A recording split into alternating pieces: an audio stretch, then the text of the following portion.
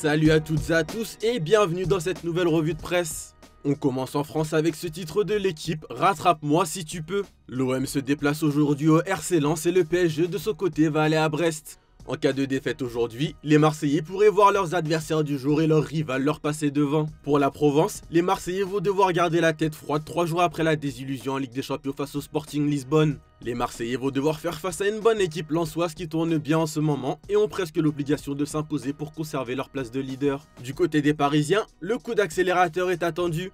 Dominateur en Ligue des Champions, mais moins souverain en championnat, les hommes de Luis Enrique vont devoir passer une vitesse pour ne pas voir la tête du championnat prendre de la distance sur eux. En tout cas, le coach espagnol ne semble pas très inquiet quant à la position de son équipe en championnat. Vous êtes préoccupé parce que l'équipe a un point de moins? Moi, non. En tant qu'entraîneur du PSG, je ne me préoccupe pas des autres, nous sommes prêts. Je me répète, j'ai vu la même équipe en championnat qu'en Ligue des Champions. Plus que récupérer la première place, notre préoccupation, c'est de gagner les matchs, de gagner les 2 matchs à l'extérieur, à Brest et Lorient. Chercher à gagner tous les matchs, c'est très difficile, mais on a de l'expérience. Le message est passé. Pour l'équipe, Luis Enrique peut nous préparer les surprises du chef. Après la longue série de blessures, le coach du PSG et ses choix payants ont participé à rendre son équipe encore plus imprévisible et difficile à analyser pour ses adversaires. Face à Brest, pour le Parisien, Ousmane Dembélé devrait retrouver une place de titulaire sur le front de l'attaque. Buteur pour son premier match depuis son retour de blessure, le Ballon d'Or va vouloir enchaîner pour retrouver du rythme. Hier avait lieu le premier match de cette 9e journée entre le Paris FC et le FC Nantes. Ablin met le Paris FC à genoux pour le Parisien. Mathis Ablin dans le viseur du PFC lors du Mercato a inscrit un but complètement fou qui a offert la victoire aux Nantais face aux Parisiens 2-1. En Espagne, le Classico de dimanche est déjà dans toutes les têtes. Pour As, c'est Mbappé contre le plan flic. Le Français s'apprête à disputer son deuxième Classico au Santiago Bernabéu, un an après son cauchemar marqué par 8 hors-jeu et un but refusé. Depuis, il a travaillé sa course et sa synchronisation pour éviter de retomber dans ce piège face à une défense du Barça désormais moins haute, provoquant 30% de hors-jeu en moins. En grande forme avec 15 buts en 12 matchs cette saison, Mbappé est devenu une machine à marquer avec une moyenne d'un but toutes les 70 minutes. Son association avec Arda Güler renforce son influence offensive tandis que la défense adverse devra se méfier d'un joueur qu'elle a déjà vu inscrire 11 buts en Liga cette saison. Et cette année, Mbappé veut effacer son humiliation passée et offrir son Classico à Madrid.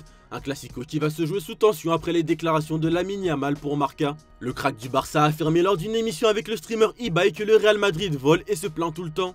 Bien que la remarque ait été prononcée sur un ton humoristique, elle a été jugée irrespectueuse par de nombreux journalistes et joueurs madrilènes. Du côté du Real, ces propos ont été perçus comme une provocation supplémentaire dans un contexte déjà tendu par l'affaire Negreira. Au sein de la Casablanca, on ne comprend pas ces déclarations du numéro 10 du Barça à quelques heures du Classico ce dimanche au Bernabéu.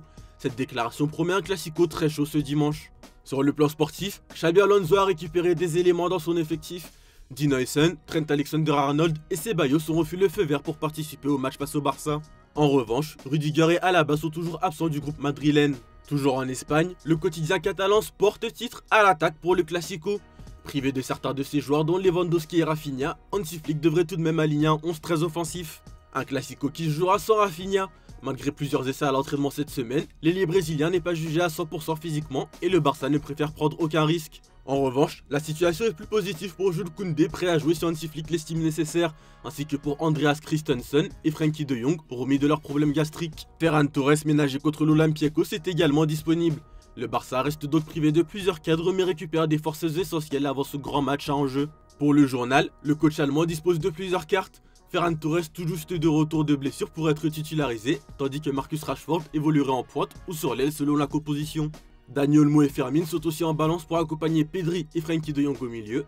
En défense, Flick pourrait relancer Ronald Araujo pour contenir Vinicius Mbappé, alors que Koundé reste incertain. Malgré un 11 remanié, le coach allemand entend maintenir sa philosophie de jeu et son invincibilité contre le Real Madrid. Hansi Flick s'avance vers son 5e Classico face au Real Madrid avec un bilan parfait de 4 victoires en 4 matchs. Suspendu pour ce match au Bernabéu, il a gagné 2 fois en Liga, ainsi qu'en Supercoupe d'Espagne et en finale de Coupe du Roi pour un total de 16 buts inscrits contre 7 encaissés. Le Barça aborde ce Classico dans une situation similaire à celle de l'an passé, à 2 points du Real et peut passer leader en cas de victoire. Flick vise désormais un record symbolique, égaler les 5 victoires consécutives de Pep Guardiola en Classico entre 2008 et 2011. Du côté du Mundo Deportivo, on met en avant la déclaration provocatrice de Joan Laporta.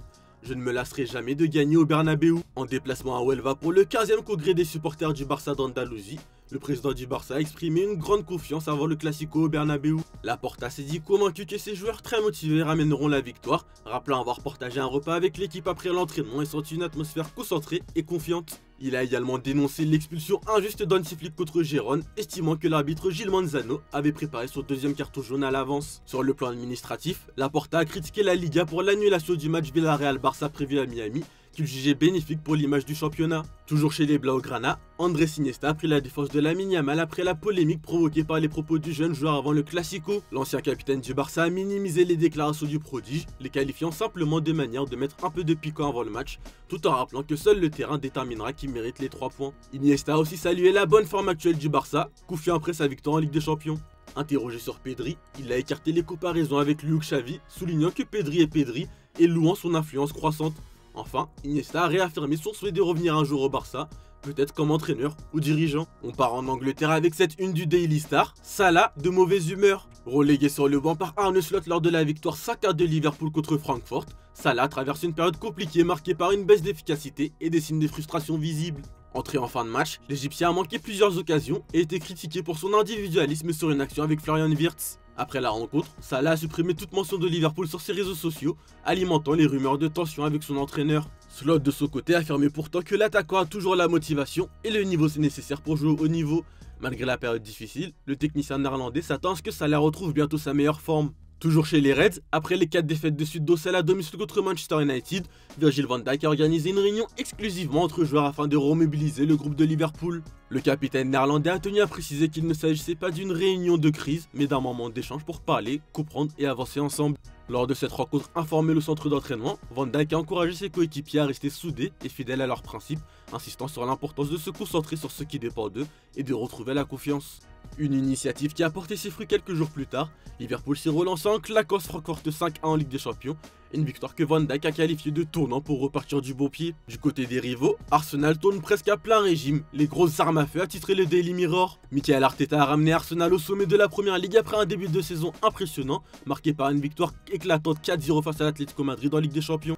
L'entraîneur espagnol estime que son équipe joue actuellement le meilleur football de ses 6 années sur le banc grâce à une intégration rapide des recrues estivales. Avec seulement 3 buts encaissés en championnat, les Gunners sont l'une des meilleures défenses d'Europe. De plus, son équipe est toujours redoutable sur coup de pied arrêté, avec déjà 10 buts inscrits sur l'exercice. Selon lui, la profondeur de l'effectif et le leadership collectif incarné par Odegaard, Saka, Gabriel et Rice sont les clés de la réussite. Arteta considère cette version 2025-2026 d'Arsenal comme la plus équilibrée et ambitieuse de son mandat, avec pour objectif clair de décrocher un premier titre majeur. On termine cette revue de presse en Italie d'abord où le Milan a buté face à Pise hier. Milan de mots de tête, titre la Gazzetta. Tenu en échec de 2 à San Siro, les rossoneri concèdent un nouveau nul frustrant et perdent encore des points contre un promu. Raphaël Leao avait ouvert le score dès la 7ème minute, mais les Milanais ont ensuite manqué de tranchant et d'intensité pour tuer le match. Pisa a égalisé avant de reverser le score en fin de partie, profitant d'une défense milanaise fébrile. Dans le temps additionnel, Atekam, d'abord fautif, puis décisif, a arraché l'égalisation et sauvé un point. Ce nouveau faux pas à domicile coûte cher à Milan qui laisse la Roma, Naples et l'Inter la possibilité de leur passer devant. À la veille du choc le Naples-Inter, la tension est palpable des deux côtés, mais cette fois c'est Naples qui porte la pression. Pour le Corriere, les yeux se sont recomptés. Un an après, les rôles se sont inversés. Les champions d'Italie d'Antonio Conte sont dans le doute après 2 lourdes défaites, tandis que l'Inter de Christian Chivu traverse sa meilleure période de la saison avec confiance et sérénité. Conte a choisi le silence médiatique en ne se présentant pas en conférence de presse, symbole d'un climat tendu, tandis que Chivu affiche un calme total, prônant la confiance et la récupération. L'Inter apparaît aujourd'hui plus compétitif que la saison passée, renforcé par des recrues performantes et un entraîneur qui a les idées claires. À Naples, en revanche, la sérénité baisse, signe qu'après le titre, l'insouciance de l'outsider a disparu. Voilà, c'est tout pour aujourd'hui, bonne journée à tous, merci de votre fidélité.